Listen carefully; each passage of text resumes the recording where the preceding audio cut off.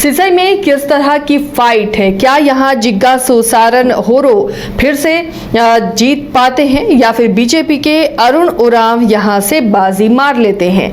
कैसा मुकाबला रहेगा? कितना दिलचस्प मुकाबला है और यहाँ की सीट का इतिहास क्या रहा है? क्या यहाँ जो गठबंधन की सरकार में शामिल है, चाहे वो कांग्रेस या जेएमएम हो, उनके कैंडिडेट को जनता जिताती रही या फिर बीजेपी का भी ये गढ़ रहा है? रंजन जी, सिसई सीट को अगर एनालिसिस करें, सिसई सीट को देखें तो क्या नजर आता है? देखिए, अगर हम सिसई सीट की बात करें तो आप इसे इस तरह से देख सकती हैं कि ये सीट एक समय कांग्रेस का मजबूत किला था और यहाँ से कांग्रेस के प्रत्याशी जो है कई बार चुनाव जीते हैं। अगर आप 1985 से ही देखें तो कांग्रेस को 3 बार जीत मिली है, लेकिन बीजेपी को यहाँ पहली जीत 1990 में मिली जब ललित उरांव यहाँ से बीजेपी के टिकट पर चुनाव जीते और उसके बाद बीजेपी ने 4 बार यहाँ से जीत हासिल की, जिसमें एक बार ललित उरांव हो गए, एक बार समीर उरांव जो कि अभी विशुनपुर से चुनाव लड़ रहे हैं, और 2 बार जो विधानसभा के पूर्व स्पीकर हैं दिनेश उरांव, वो भी यहाँ से चुनाव जीतने में सफल रहे हैं। तो बीजेपी ने यहाँ से 4 बार ये सीट जीती है। तो मुकाबला जो है वो मुख्य रूप से बीजेपी और कांग्रेस के बीच में होता था, लेकिन इन सब के बीच धीरे धीरे जेएमएम की एंट्री होती है।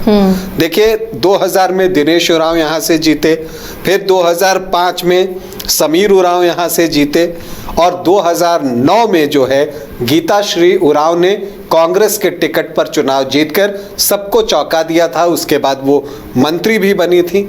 लेकिन इस समय आप देखेंगे कि जिग्गा सुसारन होरो की एंट्री चुनावी मैदान में हो चुकी थी और इस चुनाव में भी वो 15.27% वोट लाने में सफल रहे थे।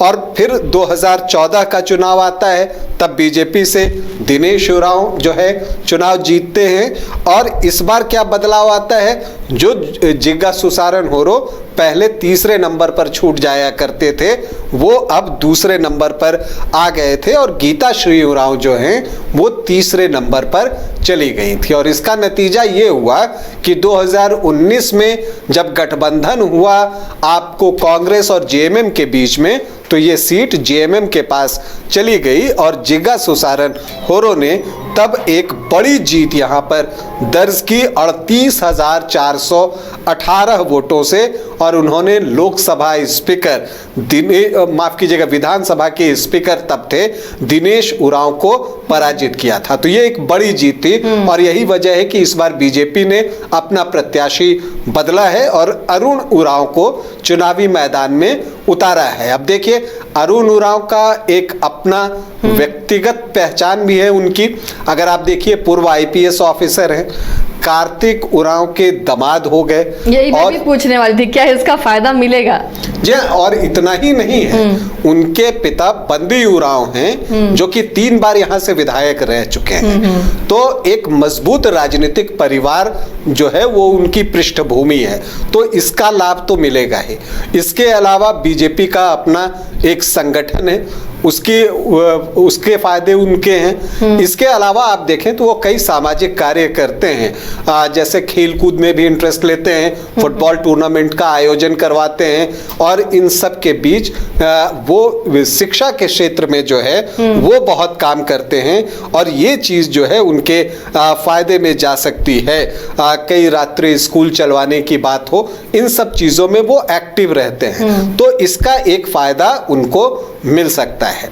जिग्गा सुसारन होरो जो हैं उनके लिए जो प्लस पॉइंट की हम बात करें तो वो क्षेत्र में रहते हैं, यहाँ पर जेएमएम का संगठन जो है वो बहुत मजबूत है, लेकिन उनके साथ जो समस्या है वो ये है कि एंटी इनकम्बेंसी जो एक स्वाभाविक तौर पर किसी भी विधायक के खिलाफ हर क्षेत्र में बनती है वो बनी हुई है।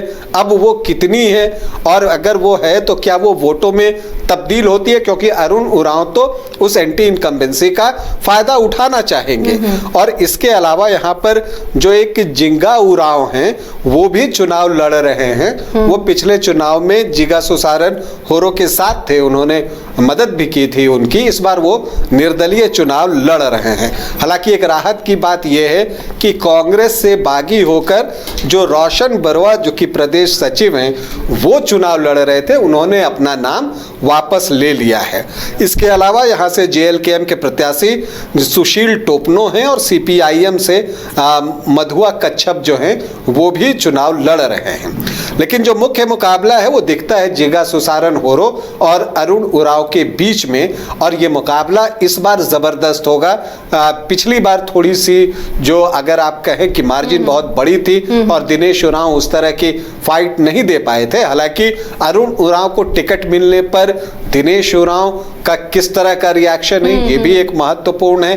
क्या वो एक्टिव हैं या वो उन्होंने अपने आप को जो है समेट लिया है, इन चीजों पर भी निर्भर होता है। क्योंकि अगर वो विधानसभा के स्पीकर बनाए गए थे, मतलब उनका कद ऊंचा है, तो उनके भी अपने समर्थक होंगे। तो ये सारी चीजें, और इसके अलावा जो अरुण उरांव के लिए ये एक समस्या हो सकती है अगर दिनेश उरांव बहुत एक्टिव नहीं होते हैं तो। और जो एक दूसरी बात आप देखते हैं जो कि फायदा पहुंचा सकता है अरुण उरांव को, वो ये है कि कार्तिक उरांव के दामाद और बंदे उरांव के बेटे, तो ये एक जो है फायदा उनके लिए हो सकता है। रंजन जी, सीटों के समीकरण जो यहाँ समीकरण बन रहा है, क्योंकि हर सीट पर समीकरण वार भी हम समीक्षा कर रहे हैं, तो ये सीट के समीकरण में दोनों में से किसका पलड़ा इस बार भारी दिख रहा है? देखिए, ये कहना बहुत मुश्किल है। वहां क्या बदलाव की बयार बह रही है ये परखना थोड़ा अभी मुश्किल है। अब अगर चुनाव अंदाजा हम लगा सकते हैं चुनाव से पहले। जी हाँ, अगर आप समीकरण के हिसाब से जाए तो आप देखते हैं कि यहाँ जो एसटी आबादी है वो 67.74, मतलब कि लगभग 68% के आसपास जो है वो ट्राइबल वोटर्स यहाँ पर आपको मिलेंगे। अब इनमें से जो अपना बड़ा चंक निकालेगा उसको फायदा होगा। एससी वोटर्स 2.59% हैं और जो मुस्लिम हैं वो 8.6% हैं। तो देखिए, मुस्लिम तो नेचुरली जिगा सुसारन होरो की तरफ जाएंगे। लेकिन यहाँ पर एक चीज है कि यहाँ पर क्रिश्चियन वोटर्स जो हैं वो उतने ज्यादा नहीं हैं सिसई के क्षेत्र में। तो यहाँ पर अरुण उरांव उसमें से अपना हिस्सा वो निकाल सकते हैं। क्योंकि देखिए, यहाँ पर एसटी सीट है तो सारे ट्राइबल कैंडिडेट ही हैं। तो अरुण उरांव को ये फायदा हो सकता है कि जो उनकी पृष्ठभूमि है उसमें कार्तिक उरांव भी दिख रहे हैं, बंदी उरांव भी दिख रहे हैं, तो उसका लाभ उनको मिल सकता है। और यहाँ पर अगर आप ये देखें तो उरांव वोटर्स जो हैं वो आपको सबसे ज्यादा दिखेंगे, 27.6%। इसके अलावा अगर आप देखें तो जो साहू और साऊ होते हैं उनका भी वोट प्रतिशत बहुत अच्छा है, 8% के आसपास। राजपूत 4.5%, महतो 2.7% और गोप भी लगभग 2%। तो बीजेपी को जो अन्य ओबीसी की जातियां होती हैं उन पर भी भरोसा होता है। तो ओबीसी वोटर्स, जो अगड़ी जातियां हैं उनके वोट, और जो एसटी वोटर्स में से एक अच्छा हिस्सा निकालकर अरुण उरांव यहाँ पर चुनाव बना सकते हैं। जिगा सुसारन होरो के लिए अगर आप देखें तो वो चाहेंगे कि जो एसटी में से बड़ा चंक वो निकालें जेएमएम के नाम पर और मुस्लिम वोट को अपनी तरफ एक्यूमुलेट करें, तो वो उनके लिए जीत का समीकरण होगा। लेकिन एक बात तो है कि ये जीत शायद पिछली बार जितनी बड़ी नहीं होगी।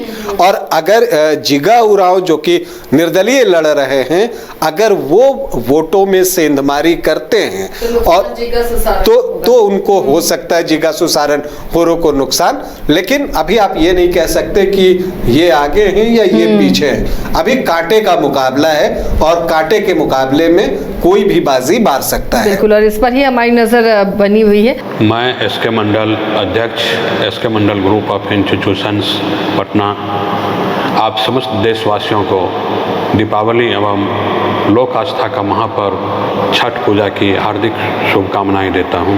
घर के लिए ग्रोसरीज की जरूरत हो या चाहिए फल और सब्जी, डेयरी या बेकरी प्रोडक्ट्स चाहिए या beverages, snacks and branded foods चाहिए हो या ब्यूटी प्रोडक्ट्स, अब इनके लिए अलग अलग दुकानों की तलाश हुई खत्म, क्योंकि रांची में खुल गया है केस्टोमार्ट, जो रखे आपका और आपके बजट का ख्याल।